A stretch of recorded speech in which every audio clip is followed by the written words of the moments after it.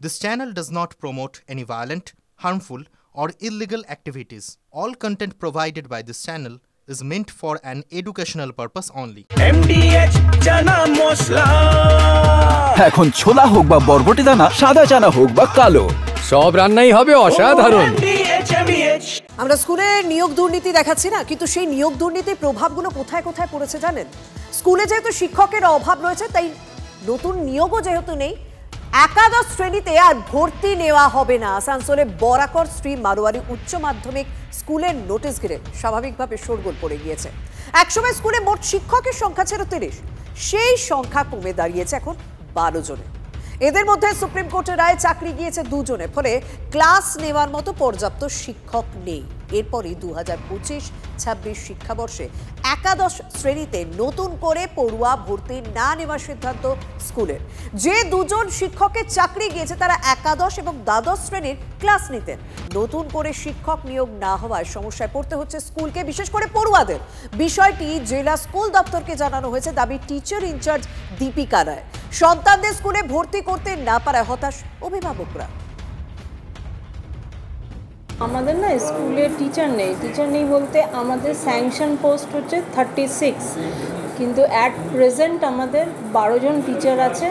12 জনের মধ্যেও 2016 সুপ্রিম কোর্টের যে ভার্ডিক্ট আছে সেই অনুযায়ী ডিসেম্বর অবধি 2 জন 2016। এবার তাহলে আমরা ডিসেম্বর পরে 10 জন থেকে যাব। তাহলে এই অবস্থায় মানে 11-12টা একটু চালানো একটুখানি মানে হচ্ছে, সেই এটাই সমস্যা আমাদের। তো হ্যাঁ, আমরা জানিয়েছি, কাউন্সিলে জানিয়েছি, ডিআই অফিসে জানিয়েছি। हम लोग कहाँ जाएंगे? गरीब बच्चे हैं हम लोग सर, यहीं पे पढ़ेंगे। 5 से यहीं पे पढ़ते हुए आए हैं। माध्यमिक पास किया है? Yes sir. 11 में क्या बोल रहे हैं लोग? एडमिशन नहीं ले रही है, टीसी दे रही है, बोल रही है कहीं और जाओ। स्कूल में बोल रहा है कि एडमिशन नहीं होगा इस बार तुम लोग का। हम लोग का क्या करें अब? हम लोग थोड़ा लो क्वालिटी का है ना। 11 में एडमिशन ही नहीं हो रहा है। क्या बोल रहा है? बोल के स्कूल में टीचर नहीं है पढ़ाने के लिए, इसलिए नोटिस दे दिया गया है। तो आप लोग टीचर लोग क्या बोला? बोले कि एक ग्रुप में मैसेज आया था कि अब एडमिशन नहीं होगा और यहाँ पे बंद कर दिया गया है। কি ভয়ানক ঘটনা! মোবাইল চুরির অপবাদে নাবালককে ইলেকট্রিক শক মালিকের। এমনই নির্মম অত্যাচারের ঘটনাটাই ঘটেছে সন্তোষপুরের রবীন্দ্রনগর থানা এলাকায়। ওই যুবককে মারধর এবং ইলেকট্রিক শক দেওয়ার ভিডিও এখন সোশ্যাল মিডিয়ায় ভাইরাল, যদিও ভিডিওর সত্যতা যাচাই করেনি টিভি9 বাংলা। জানা গিয়েছে ওই নাবালকের বাড়ি উত্তর দিনাজপুর জেলায়। ওই নাবালক কলকাতায় কাজ করতে গিয়েছিল, সেখানে কারখানায় তাকে চোর অপবাদ দেওয়া হয়, উল্টো করে ঝুলিয়ে বিদ্যুতের শক দেওয়া হয়, পরে বেধড়ক মারধর করা হয় বলেও অভিযোগ। প্রতিবেশী শাহিনশার বিরুদ্ধে রবীন্দ্রনগর থানায় অভিযোগ দায়ের নাবালকের পরিবারের। ঘটনার ভিডিও এই মুহূর্তে স্বাভাবিকভাবে ছড়িয়ে পড়ায় চাঞ্চল্য ছড়িয়েছে সর্বত্র। তদন্ত নেমে পলাতক মালিকের খোঁজ চালাচ্ছে পুলিশ।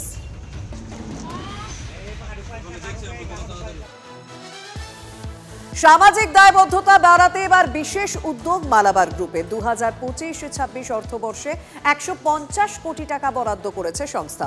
ওয়ার্ল্ড হাঙ্গার ডের অংশ হিসেবে ভারত ও জাম্বিয়ায় প্রতিদিন 70,000 খাবার সরবরাহের লক্ষ্যমাত্রা নিয়েছে মালাবার গ্রুপ। গত 3 বছর ধরে এই উদ্যোগ চালু করেছে সংস্থা। বার্ষিক বাজেটের 60% ক্ষুধা ও দারিদ্র্য দূরীকরণ কর্মসূচিতে ব্যবহারের লক্ষ্যমাত্রা নিয়েছে মালাবার গ্রুপ।